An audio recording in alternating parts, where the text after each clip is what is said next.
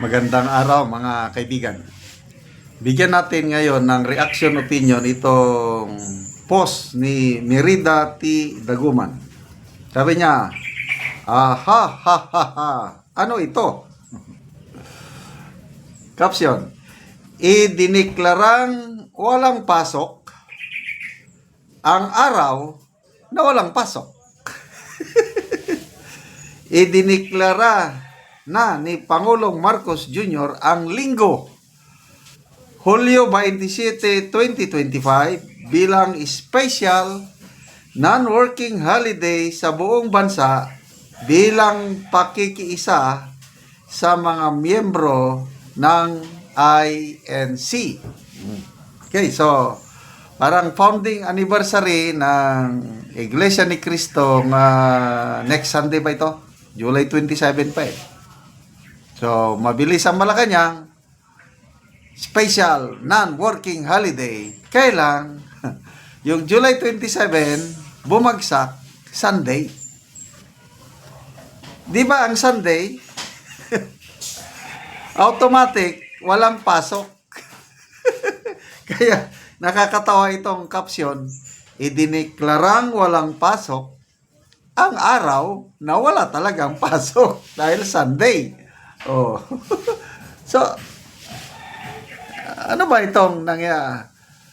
So, salamat naman sa palasyo sa ilang pakikiisa sa mga kapatirang Iglesia ni Cristo worldwide, ang ating members ha, hindi lang Pilipinas. Maalala ko nung nag-aaral ako sa Washington DC noong 2005-2006. Doon Washington DC, may nakita ko mga Iglesia ni Cristo, nagsisimba sila every Sunday. May mga Bible study ba, sabi ko. Talagang, worldwide na ang INC. Kasi Washington DC yun eh.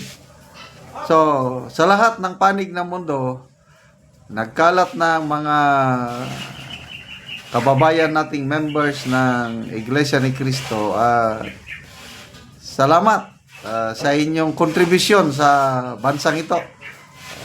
I don't know, how many years na? More than 100 years na ang INC. Ang pagkakaalam ko. So, ano bang dapat sana ito? Sunday. Ito, aking opinion lang ito. Di ba dapat July 28 ang i-declare na non-working holiday para ang mga kapatiran nating INC members kung nagtratrabaho sa gobyerno, exempted sila, hindi sila papasok. Para ma-enjoy nila yung special non-working holiday July 28. Di ba ganon? I don't know.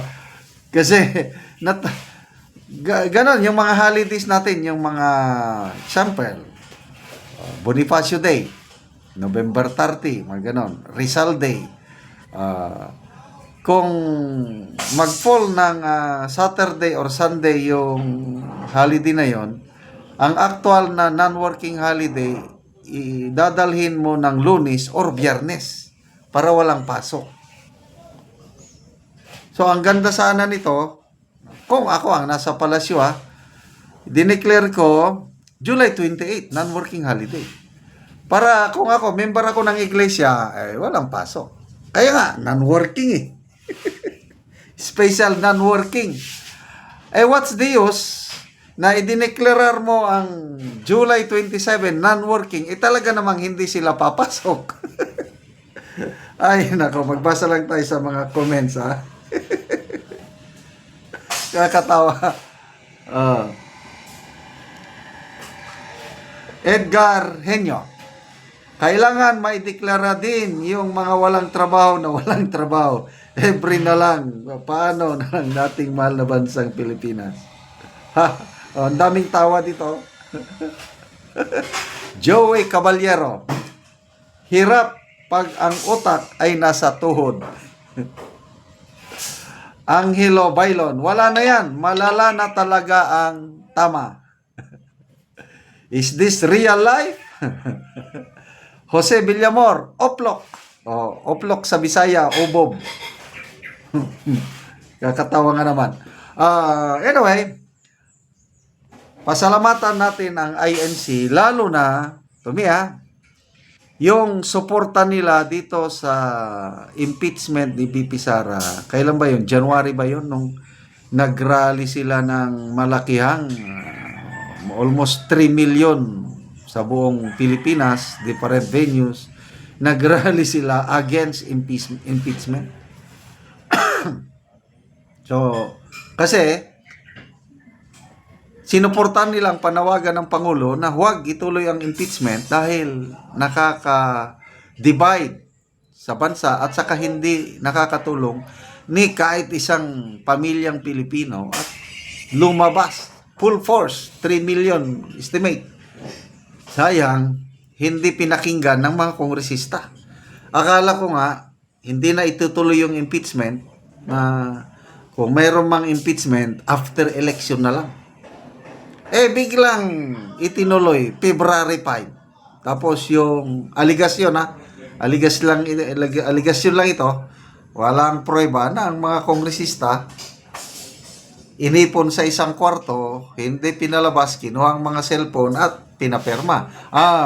Si Senator Marcoleta ang nagkwento nito. Kanyang kaibigang kongresista na wala na siyang panahong basahin, basta pinapirma lang, nagpirma din siya. So, ngayon, divided tayo, nag-aaway-away na dahil sa impeachment.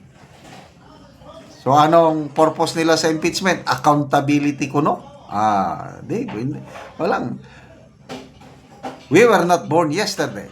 Sabi ni Senator Amy, anong accountability ang sinasabi nyo itong impeachment? Gusto nyo lang tanggalin si BP Sara dahil siya ang pinakamalakas kalaban nyo sa 2028. Let's admit it, sabi ni Senator Amy, na sinigundahan naman ni Senator Juan Miguel Zubiri.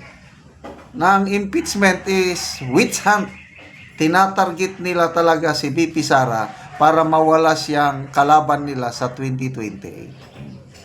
So, again, advance happy anniversary mga kapatiran natin, mga kababayan natin sa Iglesia ni Cristo. Saludo ako sa grupong ito dahil hindi naman perfecto, kailang 99% basta member ng Iglesia ni Cristo, isang productive member ng Philippine Society. Salamat mga kaibigan sa inyong pagsubaybay sa ating channel. Nakakatulong kayo ng malaki sa tribong Talanding ng Bukidnon dahil ang sweldo natin sa channel na ito is pantulong natin sa tribo. Namimigay tayo ng livelihood assistance, nagpapatanim ng sayote, saging lakatan at Arabica coffee. Kung may itinanim, may aanihin. Panoorin nyo ang video na ito. Ako sa among area, sa among gitamnan og kape. So, muna ni ang natanom namo nga kape. So, daghan gyud.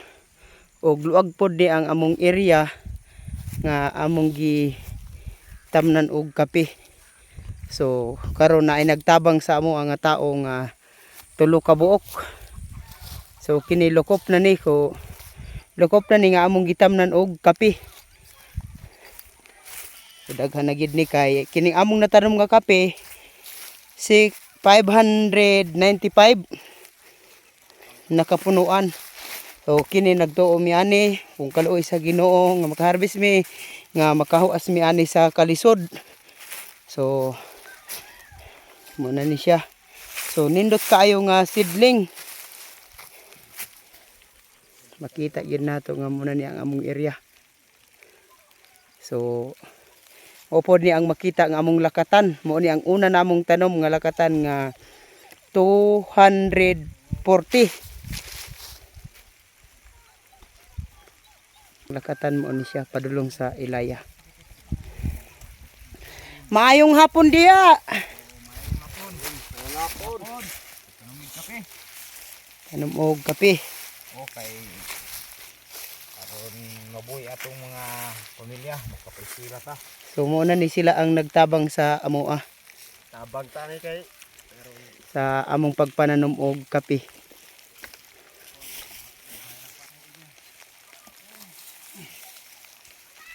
So salamat kaayo sa Ginoo og sa nagatan-aw sa video.